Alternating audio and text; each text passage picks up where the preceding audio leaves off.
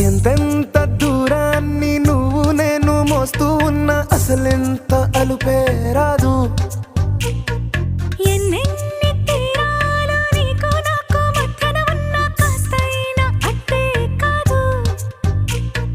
నీతో ఉంటే తెలియదు సమయం, నువ్వు లేకుంటే ఎంత న్యాయం. గడియారంలో సెకనుల ముల్లే గంటకి కదిలిందే. నీతో ఉంటే కరిగే